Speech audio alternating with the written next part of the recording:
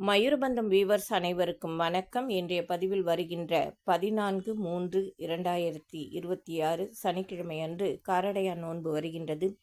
இது மாசி மாதத்தின் கடைசி நாளில் மாசி மாதமும் பங்குனி மாதமும் ஒன்றாக இணையும் நேரம் மாலை 6:30 மணி முதல் 7:30 மணிக்குள்ளாக இந்த நோன்பை எடுக்க வேண்டும். இது கணவர் நன்றாக நீண்ட ஆயுள் பெற்று ஆரோக்கியமாக வாழ வேண்டும் என்பதற்காக எடுக்கப்பட வேண்டிய நோன்பாகும். சாவித்திரியானவள், சத்தியவான் சாவித்திரி கதை உங்களுக்கு தெரிந்திருக்கும்.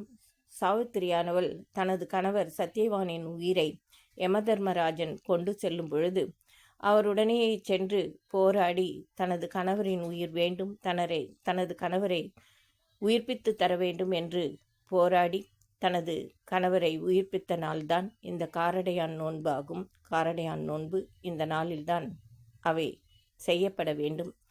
ஆகவே மாலை 6:30 மணி முதல் 7:30 மணிக்குள்ளாக ஒரு வாழை இலையை பரப்பி அதற்கு முன்னதாக உங்கள் வீட்டில் காமாட்சியம்மன் படம் இருந்தால் அந்த படத்திற்கு அலங்காரம் செய்து வைக்க வேண்டும்.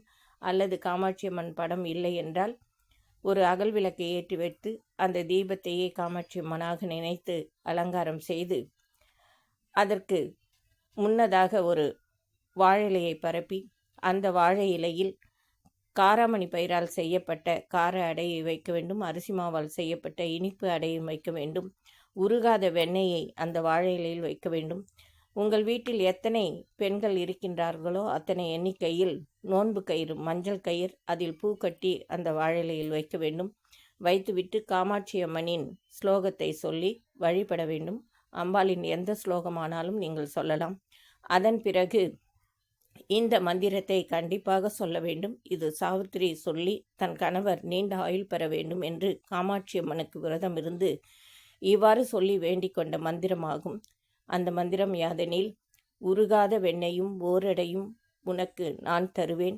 ஒரு நாளும் எனது கணவர் என்னை பிரியாத வரம் வேண்டும் தாயே லோகமாதா காமாட்சி என்று அவள் வேண்டிக் கொண்டது. அந்த மந்திரத்தை சொல்லி நீங்கள் எத்தனை முறை வேண்டுமானாலும் இந்த மந்திரத்தை சொல்லலாம். குறைந்தது 11 முறை சொல்வது நல்லது. இவ்வாறு இந்த மந்திரத்தை சொல்லி அம்பாளை வழிபட்டு அதன் பிறகு நெய்வேத்தியம் செய்துவிட்டு உங்கள் கணவரின் கையால், கல்யாணமானவர்கள் கணவரின் கையால் இந்த கயிற்றை எடுத்து, நோன்பு கயிறை கழுத்தில் அணிந்து கொள்ள வேண்டும்.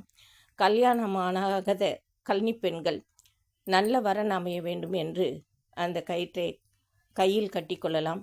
நன்றாக படிக்க வேண்டும், படிப்பில் வெற்றி பெற வேண்டும், நல்ல வேலை கிடைக்க வேண்டும் என்பவர்களும் உங்கள் வீட்டில் உள்ள பெரியவர்களின் கையால் அந்த கயிற்றை கையில் கட்டிக்கொள்ள வேண்டும்.